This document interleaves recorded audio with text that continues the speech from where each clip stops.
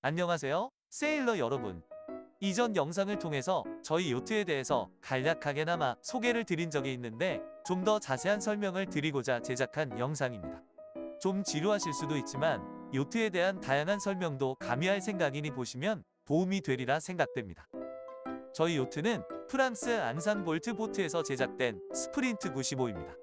위키를 통해 알아본 바로는 앙상볼트는 현재 폐업을 한 상태로 원래 1967년 창설한 프랑스 보트 빌더였으나 2015년에 문을 닫았습니다.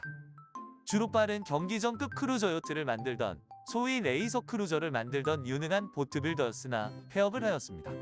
스프린트 95는 앙상볼트에서 1989년에 제작이 시작되어 97년도에 마감된 모델로 그리피노는 92년 제작된 중반기의 모델입니다.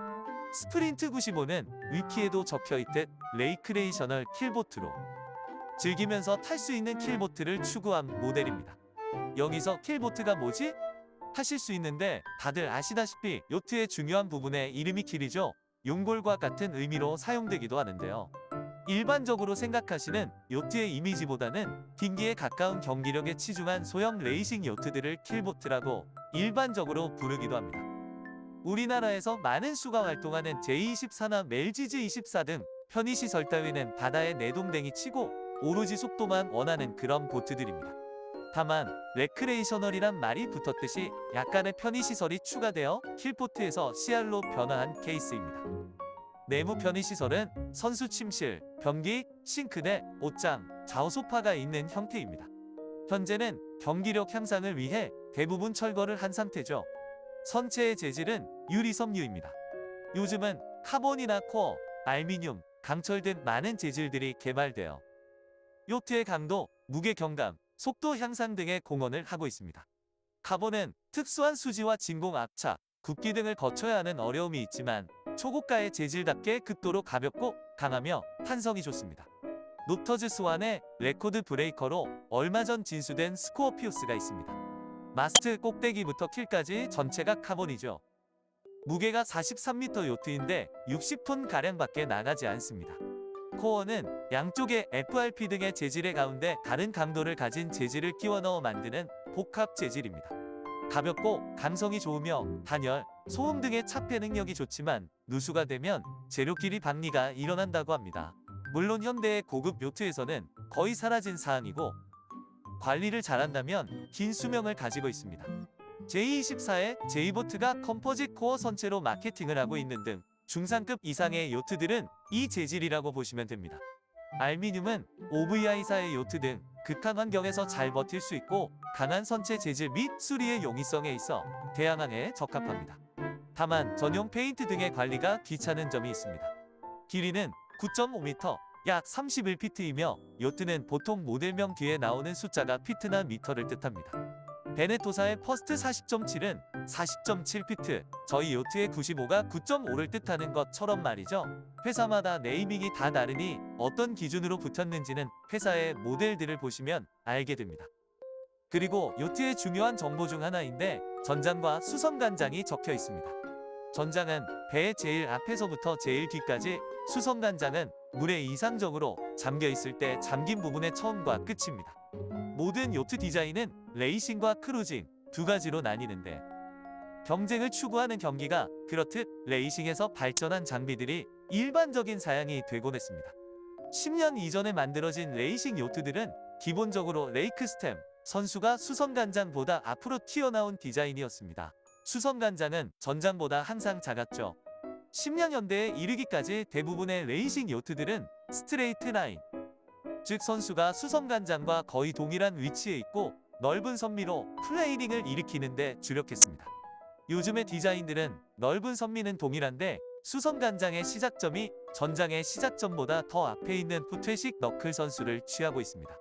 흥미로운 점은 저항일 것 같은 수성간장이 실제로는 동력이 얼마만큼 발생하는지의 척도이기 때문에 IRC 호크의 등급에 있어 큰 역할을 하고 거기에 맞춰 디자인을 한다는 겁니다.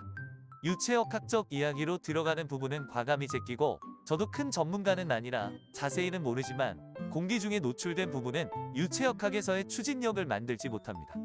또한 기울어져서 다니는 요트의 특성상 기울어졌을 때 수성 간장도 계산을 하여 디자인을 하기 때문에 초반에는 수성 간장을 길게 만들기 위한 앞뒤가 길쭉한 경기정이 많았고, 풍상 항해 능력에 극에 달한 시점에서 풍하 항해 능력을 키우기 위해서 선미가 넓은 선형이 유행하기 시작했습니다. 선체의 무게는 공선일 경우에 2245kg이고 1.8m의 스탠다드 킬의 경우 800kg의 무게와 핀 킬 구조를 가지고 있습니다. 선체의 무게와 킬의 무게가 같이 있을 경우 중요한 비율식이 하나 있습니다. 킬 선체 비율입니다. 이 비율이 0.4 이상 나면 레이싱 쪽에 비중을 두게 되며 이하라면 크루징에 중점을 두는 디자인이 되게 됩니다. 우리 요트는 0.35 정도네요. 크루징과 레이싱의 중간쯤 걸치는 CR은 대부분 이 정도에서 0.4 사이를 왔다 갔다 합니다. 베네토사의 퍼스트 34.7, 엑스요트의 X-34를 보면 CR 정들의 수치가 어느 정도인지 알 수 있습니다. 높다고 무조건 좋은 게 아닙니다. 무게당 세일 면적도 있고 길이당 무게 비율 등 세일보트 레이셔라는 중요한 비율이 4에서 5가지 있습니다. 종합적으로 판단하여야 합니다. 마스트 1개, 메인 1장, 헤드세일 1장의 버뮤다, 리그의 프랙셔널 리그 타입의 요트입니다. 메인 세일 약 29입/미터, 헤드세일 약 25입/미터로 메인이 헤드보다 좀 큰 편입니다. 마스트 헤드 타입의 요트라면 헤드세일이 메인보다 약간 크거나 비슷한데, 저희 요트는 리그의 특성상 메인이 더 큰 편입니다. 현재 레이싱 요트들은 큰 헤드세일을 쓰는 것보단 100에서 110% 정도의 헤드세일을 사용하는데, 예전의 관념은 큰 헤드 큰 추진력이라는 개념이 있었다면 요즘은 작은 헤드를 쓰는 대신 헤드세일 트래블러가 좌우로 움직이거나 대각선으로 움직이는 등 풍상에 좀 더 가까운 방향으로 세팅을 하는 쪽으로 바뀌었습니다. 아무래도 큰 헤드는 스테이 바깥으로 돌아서 나가게 되어 각도를 좁게 하게 하는데 불리한 면이 있어 메인을 키워 추진력을 강하게 만들고 헤드세일은 점점 작아지고 있습니다. 엔진은 얀마의 1GM10을 사용하고 있고 RPM 게이지는 없지만 매뉴얼상에 2600 정도에서 시간당 1리터를 소비한다고 나와 있습니다. 사행정 디젤 엔진이고 세일 드라이브 타입이며 실린더는 1개, 무게는 약 70kg입니다.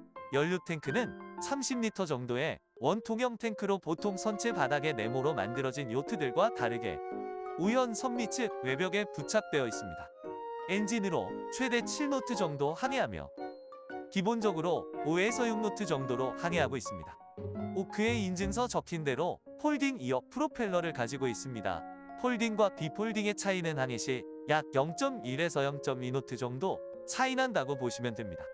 샤프트와 세일 드라이브 타입 역시 0.2노트에서 0.4노트 정도 차이가 난다고 일반적으로 거론되며, 최신의 리트랙터블 샤프트는 아예 선체에 들어가는 타입이라 더욱 속도에 영향이 없습니다. GPH 핸디캡의 숫자는 1의 1을 가는데 걸리는 초를 의미합니다. 우리는 640.5초, 10분 40.5초가 걸리는군요. 대략 6노트로 꾸준히 항해해야 나오는 속도입니다. 6가지 서로 다른 풍속에서의 속도를 기준으로 평균치가 나온 것을 적습니다. 요트 도식에 나온 여러 숫자가 많지만 가장 중요한 것은 P, I, J, E입니다. P는 마스트 블랙밴드에서부터 택까지의 거리, I는 헤드세일 헬리어드의 마스트 인입구부터 데크까지의 거리, J는 헤드세일 택에서부터 마스트 최초 접촉점까지의 거리, E는 메인세일 택에서부터 붐의 블랙밴드까지의 거리입니다. 세일의 면적은 4가지의 정점으로 계산되며 세일을 만들 때도 중요한 기점이 되기 때문에 잘 알고 계셔야 합니다. 특히 P는 내 요트의 교각이나 고압송 전선 통과 높이를 알 수 있기 때문에 더욱 중요합니다. 오크 체르티의 첫 번째 장까지 설명드리면서 저희 요트의 자세한 소개와 요트 디자인적인 측면, 각종 계산식과 중요 단어들을 알려드렸습니다. 증명서의 다음 장에서는 각 요트의 성능 곡선표를 적어놨는데요. 이는 별도의 영상으로 찾아뵙겠습니다. 시청해주셔서 감사합니다. 음성 제작은 네이버 클로바 더빙입니다.